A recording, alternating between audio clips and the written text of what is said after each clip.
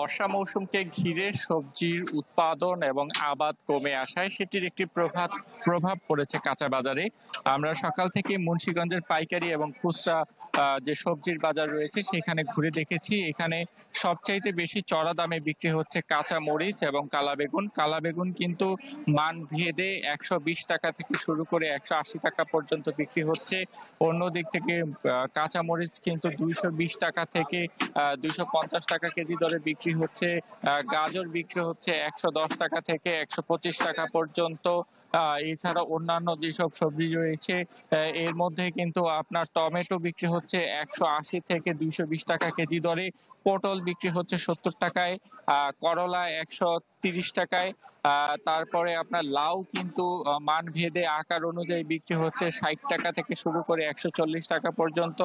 তবে পেঁপে ৩০ টাকা বিক্রি হচ্ছে, কাঁকরোল কিন্তু ৮০ থেকে ১০০ টাকা বিক্রি হচ্ছে, শসা আর বরবটি বিক্রি হচ্ছে ১২০ থেকে ১৫০ টাকা কেজি পর্যন্ত। তবে প্রাণ কফি ক্যান্ডি, কররা কফির কঠিন স্বাদে হাইকে বলো বাই।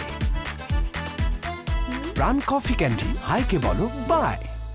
সবচাইতে হতাশার যে বিষয়টি আমাদের চোখে পড়েছে যে বাজারের সর্বনিম্ন দামে বিক্রি হচ্ছে আলু। প্রতি কেজি আলু বিক্রি হচ্ছে মাত্র ১৫ থেকে ১৬ টাকা কেজি।